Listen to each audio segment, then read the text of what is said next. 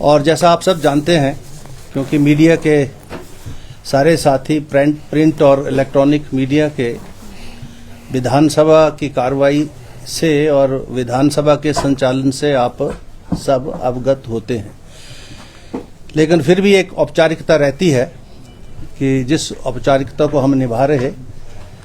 आप जानते हैं कि 14वीं विधानसभा का 5वां सत्र हो रहा है और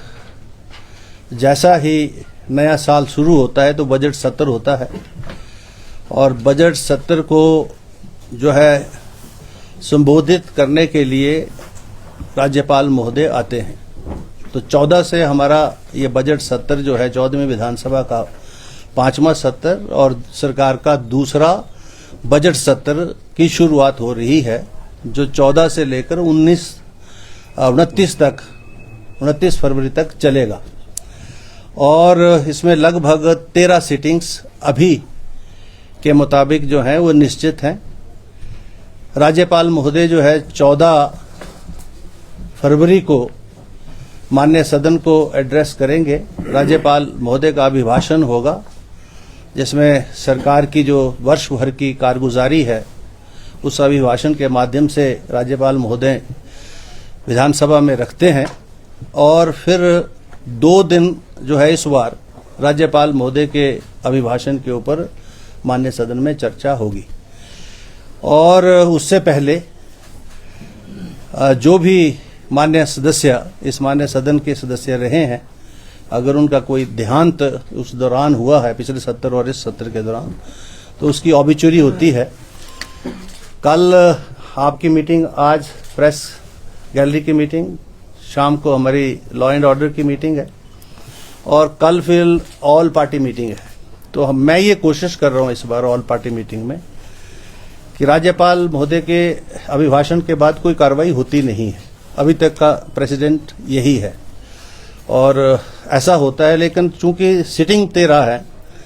और ऑबिचुरी फिर जो है वो अगले दिन जाएगी, तो राज्यपाल महोदय के अभिभाषण पर 2 दिन का पूरा समय चर्चा के लिए नहीं मिलेगा।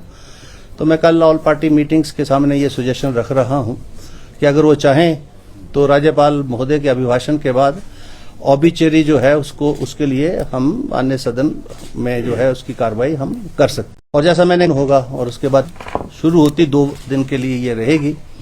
और 17 फरवरी को जो है माननीय मुख्यमंत्री जो हैं जो आने वाला जो वित्तीय वर्ष है उसका बजट इस माननीय सदन में रखेंगे और उसके बाद 4 दिन तक जो है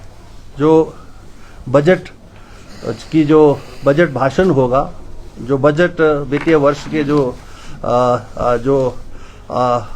मांगे होंगी, अनुदान होगा, उसके ऊपर 4 दिन जो है माननीय सदन में चर्चा होगी और उसका 4 ही दिन में रिप्लाई भी आएगा और उसके बाद अगले 3 दिन तक 26, 27 और 29 को जो डिमांड्स हैं उसके ऊपर चर्चा होगी और 29 को ही बुलेटिन के बाद जो है बजट को पास कर दिया जाएगा। चूंकि जब बजट सत्र होता है तो private member days minimum 2 sittings होना जरूरी है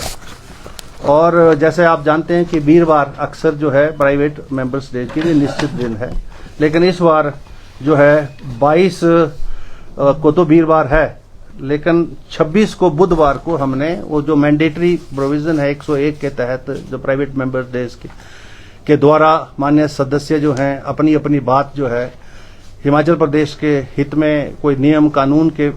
निर्धारण के बारे में कर सकते हैं, वो 2 सिटिंग्स जो है ये होंगी और उसमें प्रस्ताव जो है 101 के तहत आना शुरू हो गए हैं हमारे पास। इसके अलावा जो अभी जो क्वेश्चंस हैं वो अभी तक, क्योंकि अभी तो चल रही है प्रक्रिया और 14 तक चलेगी है और अभी सुबह तक तो 793 थे, 793 जो है टोटल क्वेश्चंस जो थे वो विधानसभा तक जो है हमको रिसीव हो चुके थे, जिसमें 582 स्टार्ड है और 209 अनस्टार्ड और ये प्रक्रिया चल रही है, रोज आ रहे हैं, तो ये 14 तक चलती रहेगी। और अन्य नियमों के तहत जो है कोई चर्चा होती नहीं है बजट सत्र में, क्योंकि बजट सत्र के अंदर राज्यपाल के अभिभाषण और बजट सत्र में जो 4 दिन का जो समय होता है, सारे विषय जो है उसके ऊपर चर्चा जो है वहां की जा सकती है। इसलिए अन्य कोई नियम के तहत चर्चा जो है हम इजाजत नहीं देते हैं। अक्सर ये जो है ये प्रेसिडेंट है हमारा, लेकिन फिर भी नियम 130 के अंतर्गत अभी तक 8 सूचनाएं हमको प्राप्त हो चुकी हैं और वो 8 सूचनाएं जो है हमने सरकार को भेज दी हैं। अब जब कार्रवाई निश्चित होगी, हर दिन बिजनेस एडवाइजरी कमेटी की मीटिंग होगी, तो ये सारे विषय जो है उस बिजनेस एडवाइजरी कमेटी के रहेंगे। अगर सरकार उनको चर्चा में लाना चाहेगी तो हम इजाजत देंगे, और या कोई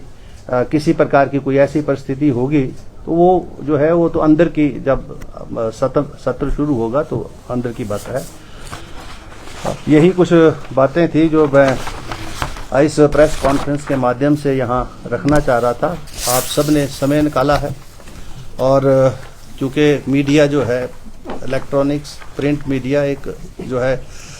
लोकतंत्र प्रजातंत्र का जहाँ एक पिलर है, एक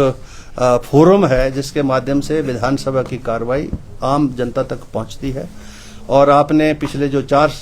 सत्र हुए हैं उसमें पूरा सहयोग विधानसभा के साथ आपका रहा है। मैं एक बार फिर से आप सबका आभार भी व्यक्त करता हूं इसके लिए, और जिस प्रकार से जो सदन का संचालन हुआ है उस कार्रवाई को जनता तक पहुंचाने में आपका पूरा सहयोग मिला है। और मुझे पूरी उम्मीद है इस बजट सत्र में भी जो है वो सारी सूचनाएं जो सरकार के माध्यम से अंदर जो है हमको प्राप्त होंगी, वो सारी सूचनाएं जो हैं जनता तक, हिमाचल प्रदेश की जनता तक पहुंचेंगी। आप सबका बहुत बहुत धन्यवाद। पठानिया जी, लास्ट टाइम भी आपने कहा था कि विधानसभा का कुछ पोर्शन हम लाइव दिखाएंगे, उस पर कोई ऐसी व्यवस्था है आगे? हाँ,